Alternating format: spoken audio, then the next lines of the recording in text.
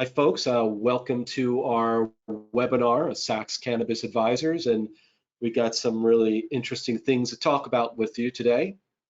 But before we do, I'm going to give you some caveats as to what to expect and what not to expect.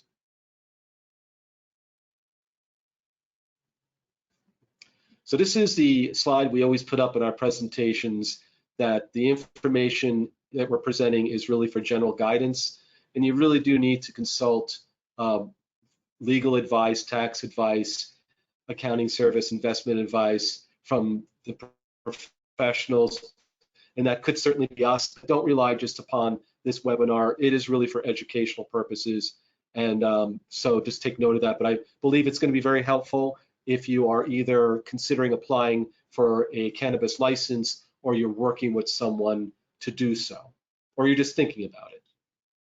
So the overview is pretty general. The agenda is an overview.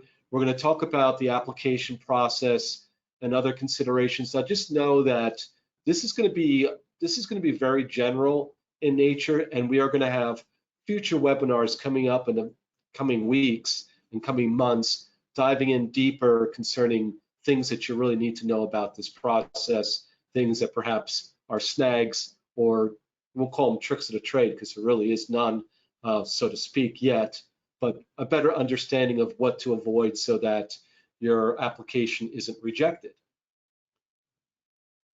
Here are our presenters: myself, Todd Polinak, Adam Holzberg, and Elena Claerberg, and we are all part of the Sachs Cannabis Advisory Group. Adam, I think I'm going first, Elena, then Adam, so that spells T. So we figured that out just as we started this morning. So let me go through the overview. So the New Jersey Cannabis Regulatory Enforcement Assistance and Marketplace Modernization Act came out on February 22nd, 2021. And this basically, this established the CRC, the Cannabis Regulatory Commission, to create the regulations for this brand new spanking industry of New Jersey. Now, there's 6 licenses plus the testing laboratories, and there are 2 types of applications: an annual application and a conditional application.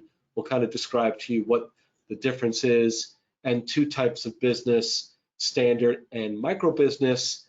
And it also created a priority review scoring for businesses that are deemed as social equity, diversely owned, and impact zone businesses. And it did also establish a cap on the standard size, those who are applying for the standard licenses, for cultivators at 37 until February 22nd, 2023. So let's talk about the conditional license. That's really a provisional license that gives the applicants more time, up to 5.5 months with the CRC extension, in order to obtain the property and or municipal approval. You'll see that that is something that is required for the other licenses, that you get that in advance. And a micro business, which is a little bit easier to get, it does limit you as far as size and volume. It's limited to 10 employees, and also has some other restrictions that you really need to know about before you move forward. Social equity business has residency and income requirements. That's one requirement. Or you can also opt for prior cannabis-related convictions. Now, there's some very specific things there as well. If you have been arrested for cannabis possession, there's some things that we need to kind of talk through about that. But that is one of the qualifications to be considered social equity business. Diversely owned business: majority owned, women owned, minority owned, or disabled, veteran owned. And then also we now have more clarification on those who would be filing under the indicated an impact zone business. that or lives or live in impact zone for 3 or more years, or at least 25% of the business employees live in an impact zone. So think in terms of, this is talking about who's going to get the opportunity to have their application reviewed first. This is going to determine it.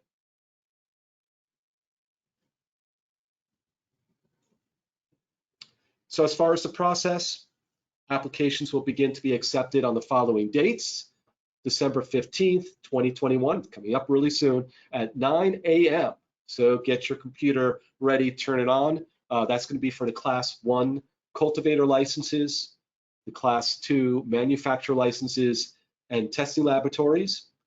And March 15th, 2021 at 9 a.m. for the Class 5 retail licenses. So currently, folks, there's no present date to begin accepting applications for Class 3, which is wholesaler, Class 4, which is distributor, Class 6, which is delivery, and the expanded ATCs. Now, something to note, if you did watch the webinar that was put out by the CRC, came out, I think it was on Monday or Tuesday. The application system, when it opens on December 15th, 2021, it may allow you to submit for other license types in advance of their application date. And just know that if you do that, like for example, if you start applying for the retail license that is not going to open to March 15th, these applications will be rejected. So you're just wasting your time. So just wait until everything is up and running. Now, the applicants will be accepted on a rolling basis instead of on a pool together like in prior rounds. So as they come out, as you're entering in those applications, the CRC is going to be looking at them, and the applications will be scored on a pass-fail system, meaning full points will be needed on each required category in order to obtain a pass. That's really important to note.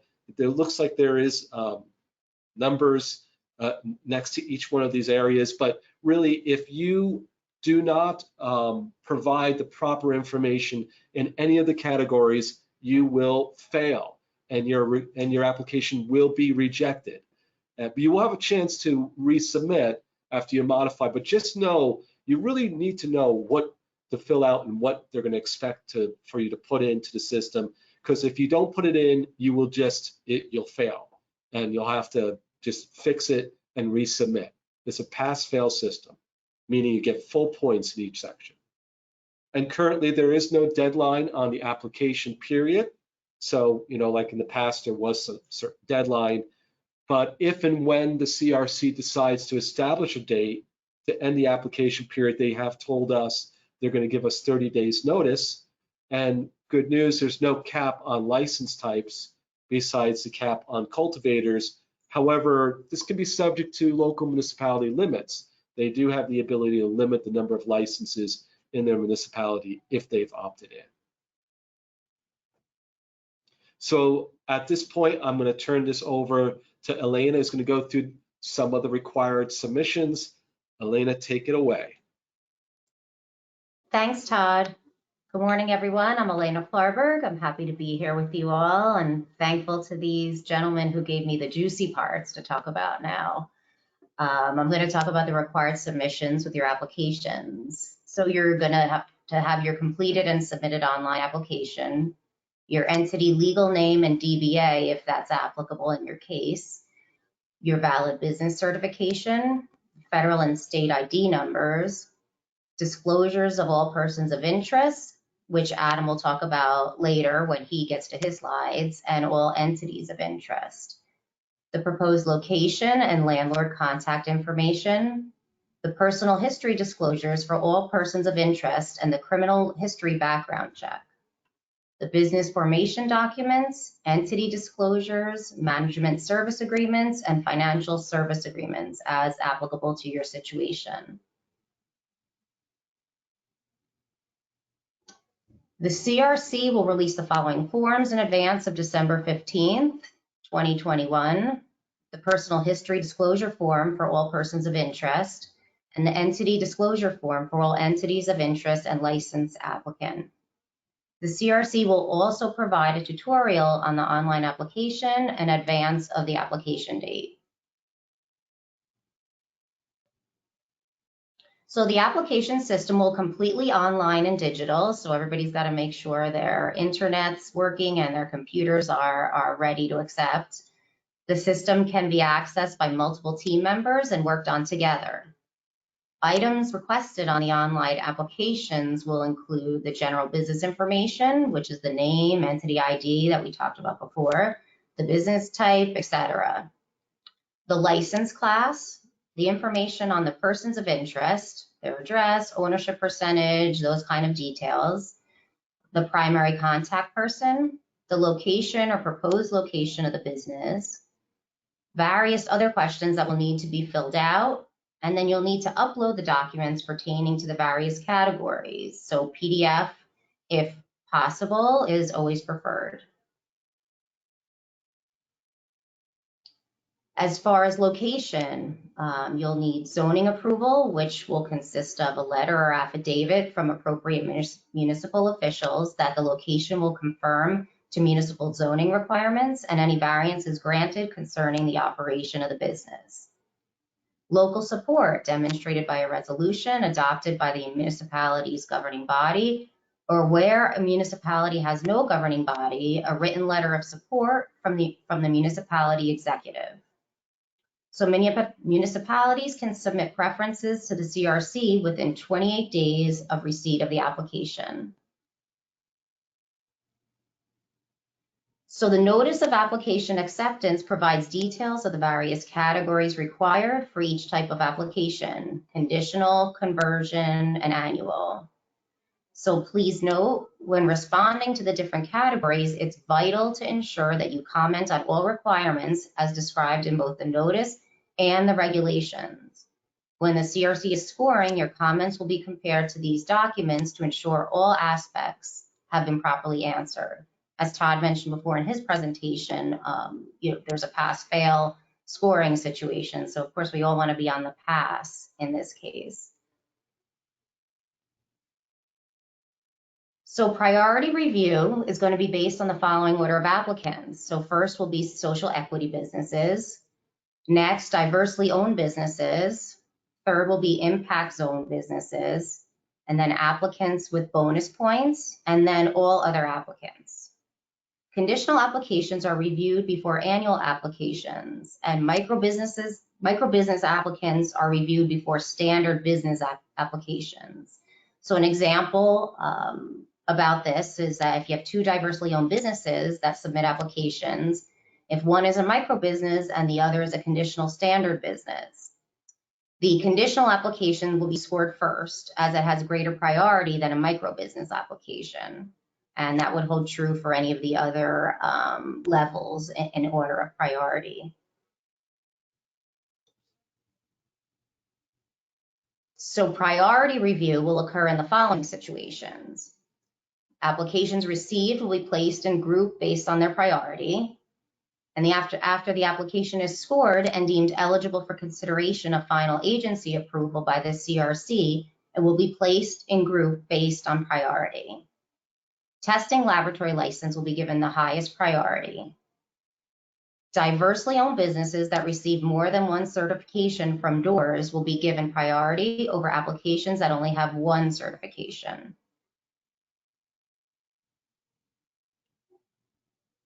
So now I'm going to switch the mic over to Adam because he has some more details to offer on some of the things that Todd and I have already talked about.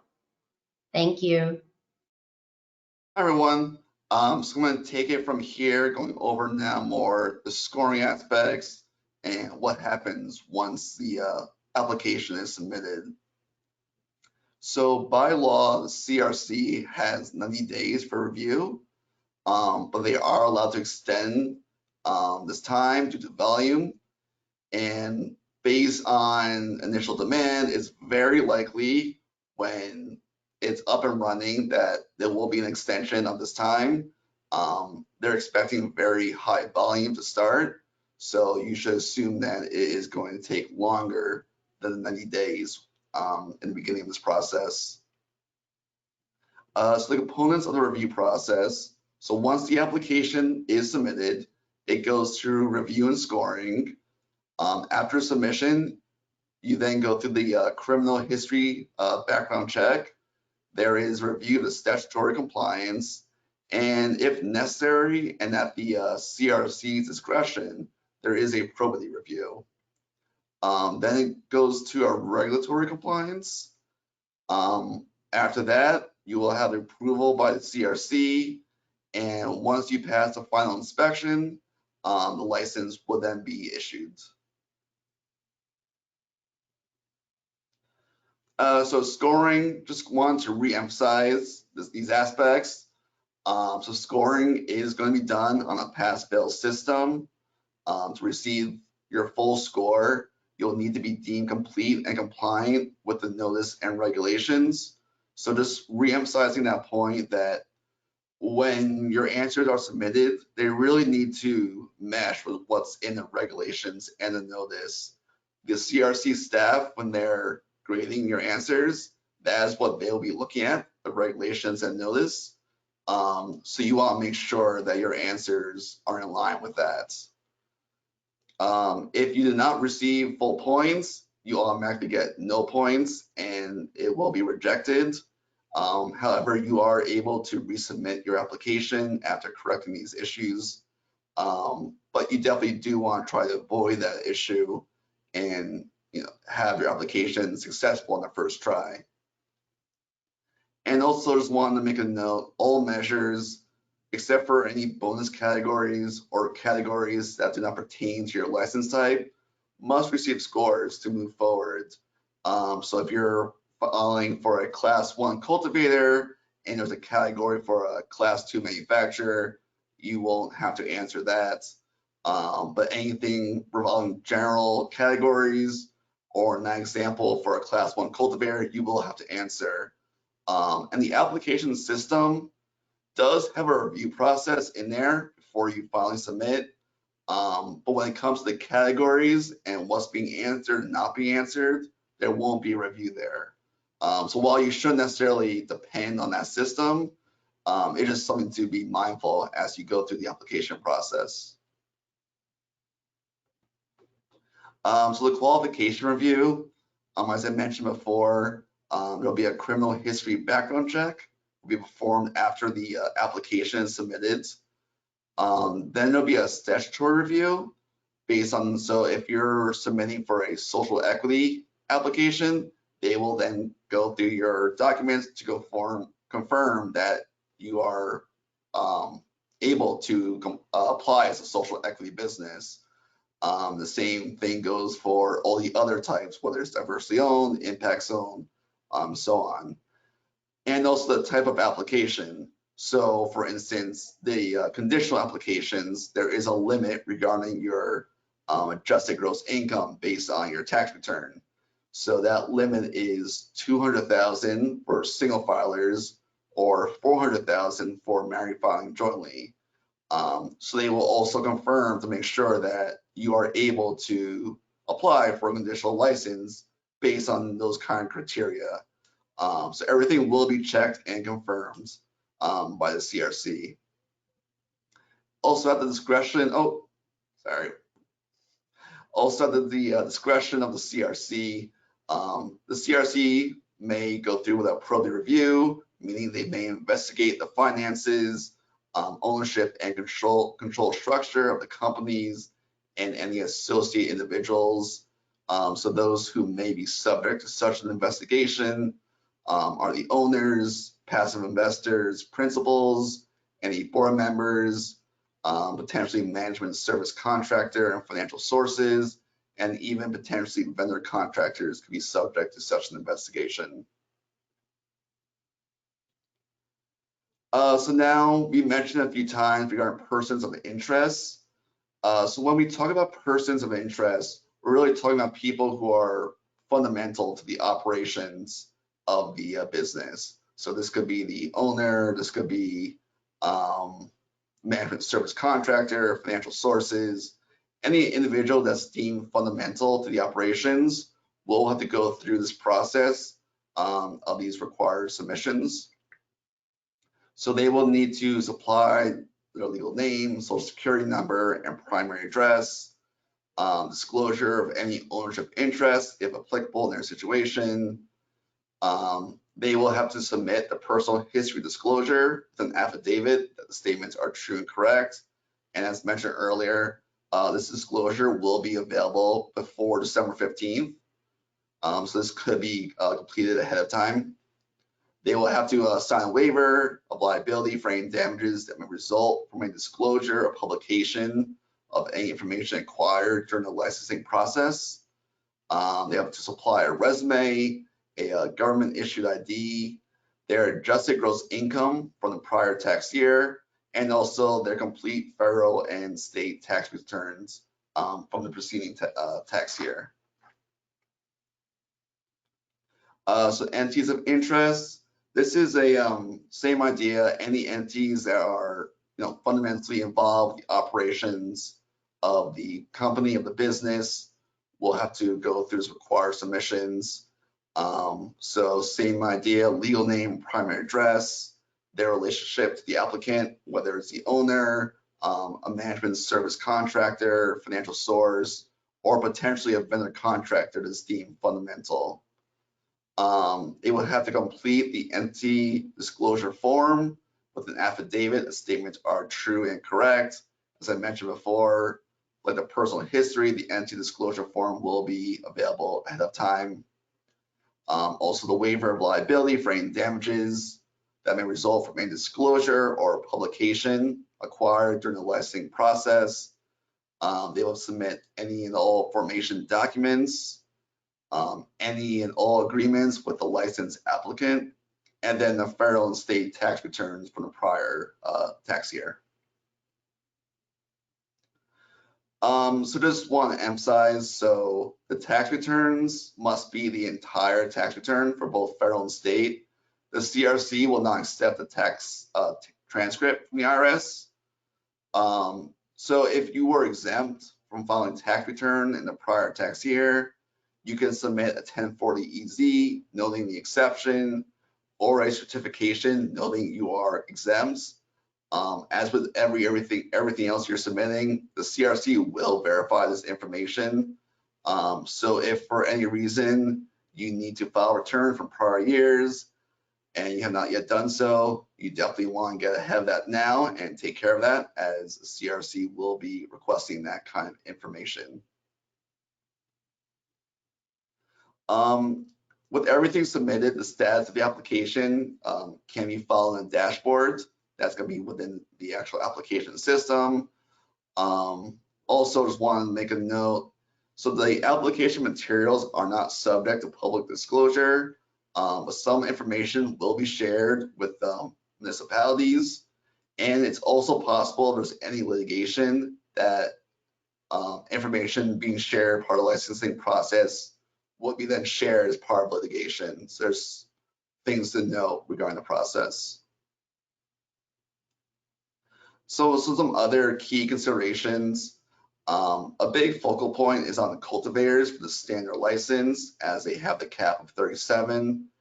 So the cap of 37 will include any expanded ATCs and any converted conditional licenses. As Todd mentioned earlier, we currently don't have any applications for the expanded ATCs. We are waiting on the rules for that and then the application. So that has not yet occurred. It does not include any conditional license that have been issued and not yet converted, or any ATCs who have not expanded into adult use will not be considered against that cap. So the cap of 37 is based on license and operational, and by that, cannabis production operational, and that cap is till February 22nd, 2023. So within the system itself, the CRC can and will accept more than 37 cultivator applications, but ultimately only 37 can have license issued and be operational. So when it comes to a standard license for a cultivator, speed is definitely key here. You want to make sure you're going through the process as quickly as possible. So you definitely want to make sure your answers are complete and compliant with all the notice and regulations. And you need to be speed of the essence to be up and running, as the cap is for license and operational. So not just license issuance, also being up and running is key to the being part of that 37. And as I mentioned, that is only until 2023 when that cap will be lifted.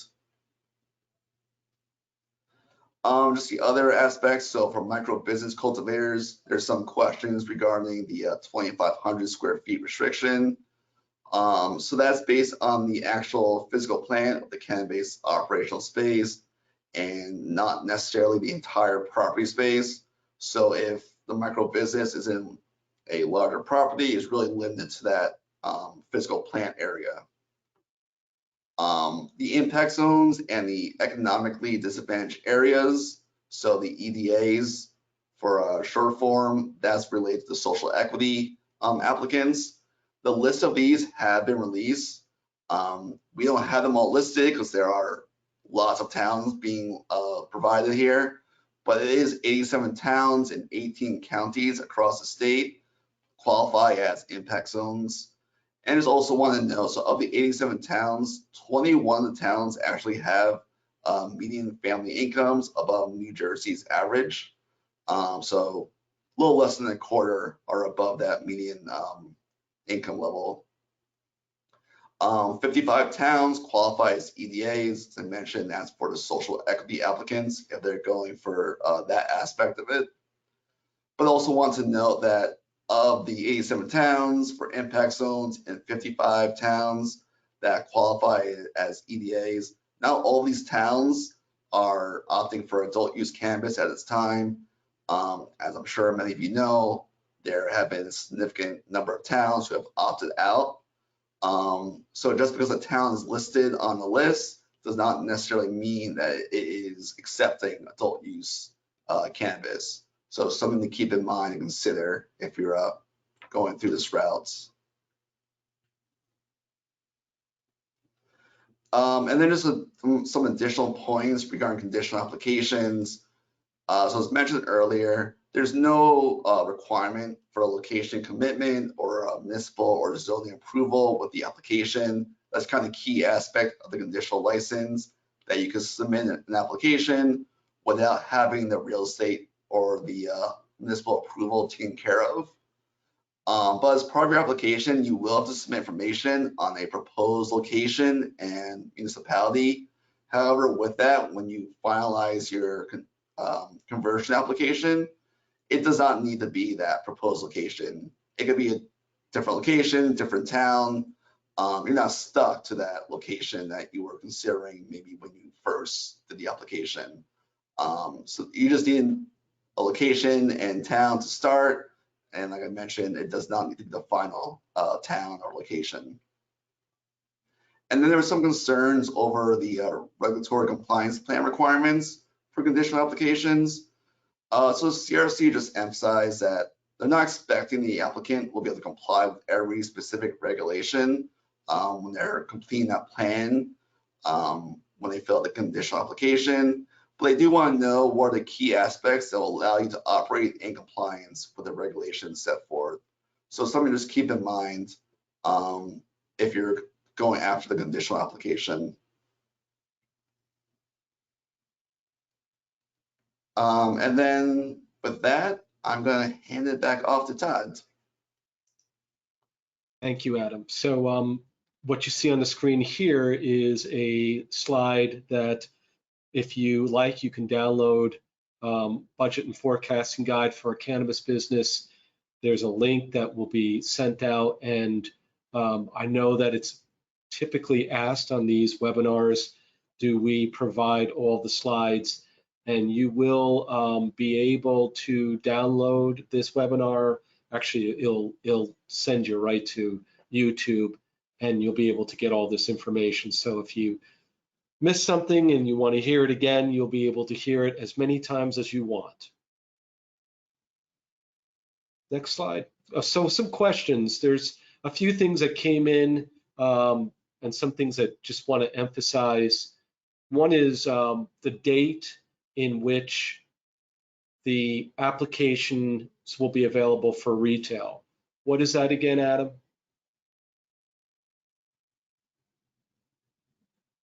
Sorry, I was muted there. March 15th, 2022. So it's March 15th, 2022. Just want to clarify that that is coming after December 15th, 2021. The other question was, can you tell us where we can get the list of the cities that are low impact, the impact zone cities? Where would I be able to find that? Honestly, a quick Google search, it'll probably be the first link that comes up. I believe it's on the CRC website. Yeah, it's on the CRC website too. But a quick Google search will have it as well. And when you're talking about SOPs or standard operating procedures, what are the more common ones that people need to be aware of that they need to get ready for applying for either cultivators or retail at this point? I mean, when it comes towards the SOPs, I mean, there are a large number of operational regulatory SOPs that will definitely need a lot of time commitment to answer. There are several of those, but for conditional applications, those SOPs are not required. Just want to make that point. There's also from the financial aspects as well. You have a number of financial SOPs that will need to be completed. So really, it's a full picture that you need to really consider, from the operations to the finances, on how your company is really going to run and be compliant and be effective in this new industry.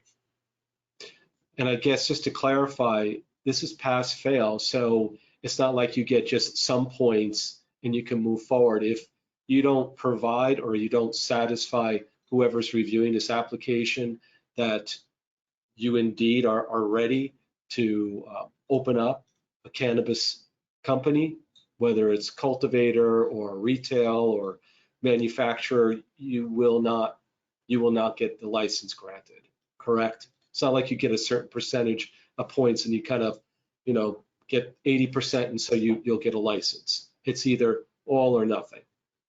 Right, yeah, they don't have a threshold where if you hit this number of points, you will be, license issued. The points are there, but it's all pass fail. So either get 100% of the points or 0 points. There's no middle ground. Okay, I don't see any other questions that came in. This is our contact information. You can reach directly out to us by our email. Like I said, the broadcast will be sent out and you'll be able to download it and watch it again. And I guess the other thing just to mention is that this is kind of the beginning of a series that we plan on doing as this industry begins to unfold. But we felt like it was important for you to hear about the application process, since that is rapidly approaching December 15th, 2021. So we want to give you some salient items to think about, but we are here to answer any of your questions, and you can reach us at the email addresses that we provided to you. Anything else, Elena, Adam, you want to share before we end the call?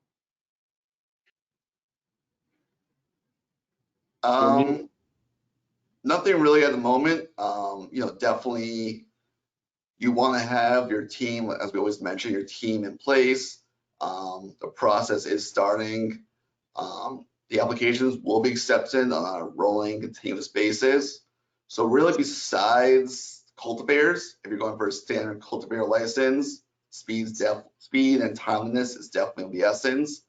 For the others, they really haven't given any timelines or deadlines, so you do have more time to really be thorough and consider your answers. So you may want to take advantage of that. And then, the plan is get up and running and go from there. Right. Lena, any other comments before we? I said, just thinking that it's an exciting time in New Jersey right now. people Yeah. looking to embark and to put their toe in the water with this business and this industry. Absolutely. And glad that we could be part of it. Sachs team here, the Sachs Cannabis Advisors are here for you. And we want to get out in front of this and get this information as quickly as possible. Check out the CRC's website, by the way. There's a lot of good information there that you can download. And if you really are nerdy, you can read all the regulations like Adam, Elaine, and myself do on a regular basis. Can watch the webinar that they had too on the 30th of November. Bring some popcorn because it's very exciting. And with that, we'll be signing off. Please tune in because we'll be having these webinars on a regular basis as this new industry unfolds. And just thanking you all, wishing you a great and prosperous day today and week and year. Take care. Thank you. Everyone. Bye.